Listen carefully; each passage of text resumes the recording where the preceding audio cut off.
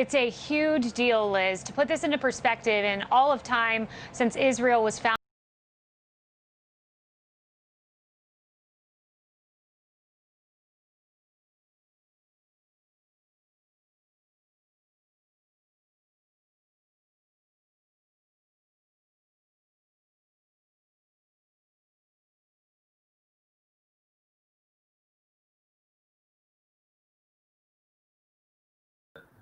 Israel has told still more 5 countries are there which they want to go along with them.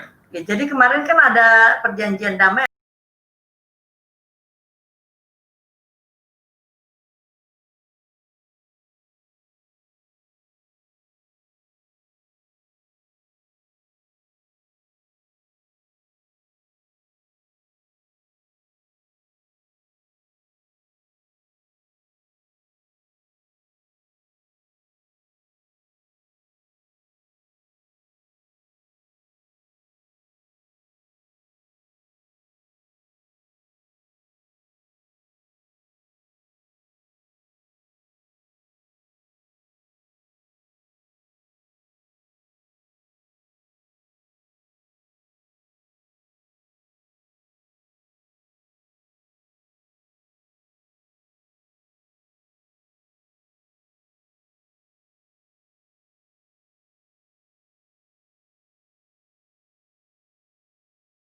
Just a few moments ago, I hosted a historic call between Prime Minister Benjamin Netanyahu of Israel and King Hamad Al Khalifa of Bahrain. Both leaders expressed their condolences as well to the American people on this very, very tragic, horrible event that took place on September 11th. And they very much meant it. I want to thank them for that. There's no more powerful response to the hatred that spawned 9/11 than the agreement that we're about to tell you. You will hear something today that's, I think, very, very important for not only the Middle East, but for the world. In the spirit of peace and cooperation, both leaders also agreed that Bahrain will fully normalize its diplomatic relations with Israel. They will exchange embassies and ambassadors, begin direct flights between their countries, and launch cooperation initiatives across a broad range of sectors, including health, business, technology, education, security, and agriculture. This is a truly historic day. There had been 2 peace agreements with Israel in the last 72 years. This is now the 2nd peace agreement that we've announced in the last month, and I am very hopeful that there will be more to follow. I can tell you there's tremendous enthusiasm on behalf of other countries to also join, and we think ultimately you'll have most countries join, and you're going to have the Palestinians in a very good position. They want to come in, they're going to want to come in because all of their friends are in. But we have tremendous enthusiasm for coming into the deal. I want to thank the group of very talented people behind me, and you're going to be hearing from them in a second. There had been 2 peace agreements with Israel in the last 72 years. This is now the 2nd peace agreement that we've announced in the last month, and I am very hopeful that there will be more to follow. I can tell you there's tremendous enthusiasm on behalf of other countries to also join, and we think ultimately you'll have most countries join, and you're going to have the Palestinians in a very good position. They want to come in, they're going to want to come in because all of their friends are in. But we have tremendous enthusiasm for coming into the deal. I want to thank the group of very talented people behind me, and you're going to be hearing from them in a second. But it's just a very historic day, a very important day, and so interesting that it's on 9/11. It's such a great time. We didn't know this was going to happen in terms of the timing, but it did happen, and we're very honored by it. When I took office, the Middle East was in a state of absolute chaos. I've restored trust with our regional partners, and together we've eliminated the ISIS caliphate 100%. isolated the radicals who pervert Islam and sow instability. Today, nations across the region and throughout the world are joining together, united in the determination to build a better future, free from the evils which perpetuate terror. And I think you see that. I think you see that happening very, very strongly. I also spoke with King Solomon of Saudi Arabia, and we talked about this. And he's a great gentleman, and what they've done in terms of fighting terror is a much different ball game than it was before we attained this office. The fact is that Saudi Arabia was doing things that they're not doing anymore, and so are other countries and neighbors. They are doing things that they just would never have done. Their levels and their all of the things, all of the many elements of fighting and hate, they seem to be evaporating, and we'll find out very soon, but they seem to be evaporating. So things are happening in the Middle East that nobody thought was even possible to think about, and that's what's going on right now. Bahrain has agreed to join Israel and the United Arab Emirates and by the way, I want to thank Mohammed, who is a great leader, a truly great leader, at the White House on Tuesday. So they'll be here on Tuesday for the signing of the Abraham Accords. The significance of the signing will be elevated from an already historic breakthrough to one representing a previously unthinkable regional transformation. And that's exactly what it is. It's unthinkable that this could happen and so fast. And as you know, when we did the original signing which will actually take place in terms of official on Tuesday, United Arab Emirates, people thought that was amazing. And now they're hearing this, and they're also hearing from other countries because they understand that other countries want to very much come in. On this occasion, I want to thank the leaders of Israel and Bahrain for their vision and courage to forge this historic agreement. Their leadership is proving that the future can be filled with hope and does not need to be predetermined by conflicts of the past. You know all about the conflicts of the past. They're very legendary. There was a lot of problems going on, but we've been able to work things out to a level that nobody thought possible. This is really something very special, very, very special. As more countries normalize relations with Israel, which will happen quite quickly, we believe, the region will become more and more stable, secure, and prosperous. In the meantime, we're pulling most of our soldiers out. So we're doing it the opposite way. They were doing it with nothing but fighting and blood all over the place. The sand was loaded up with blood. And now you're going to see that a lot of that sand is going to be loaded up with peace. The United States will continue to stand with the people of the region and work with them and build a brighter and much more hopeful future.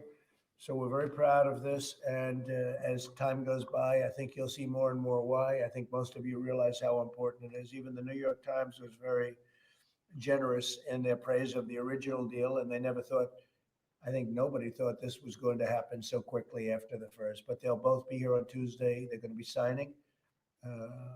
Benjamin Netanyahu will be here. Prime Minister will be here, Israel. And we look forward to that.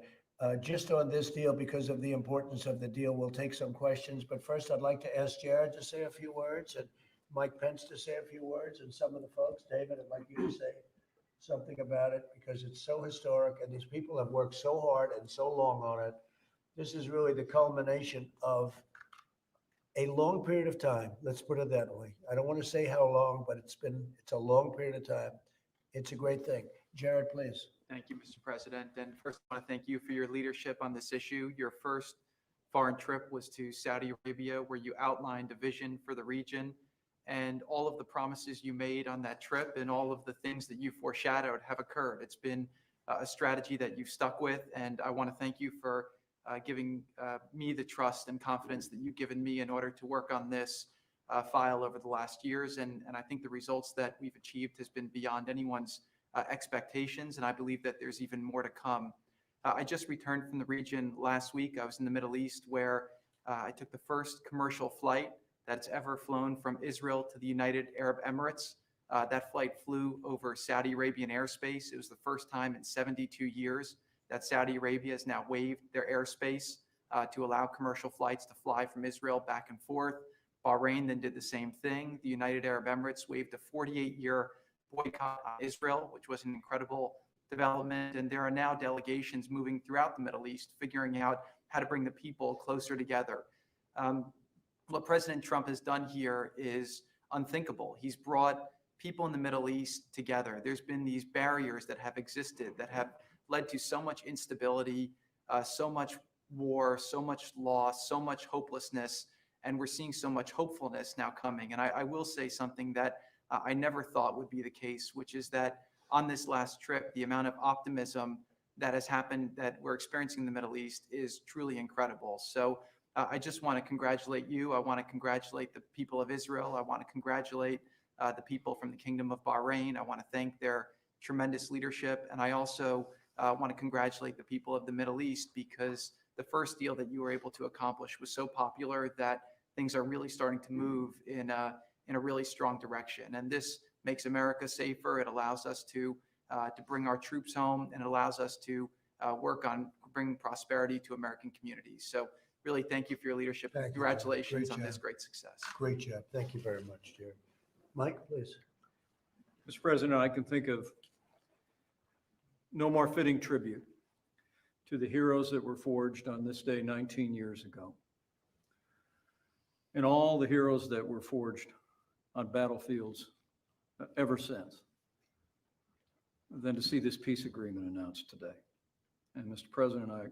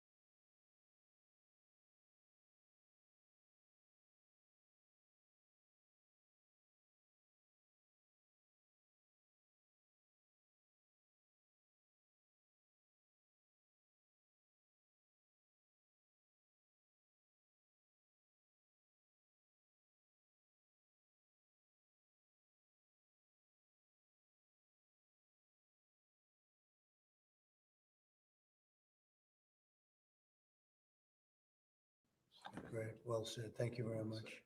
Would you have anything to say? Mr. President, on behalf of soldiers, sailors, airmen, and Marines, thank you for your bold leadership and Sheikh Mohammed's bold leadership, Prime Minister Netanyahu's bold leadership, King Hammed's bold leadership, Sheikh Mohammed bin Zayed again. Your bold leadership, what we've tried for the last 100 years, has not worked.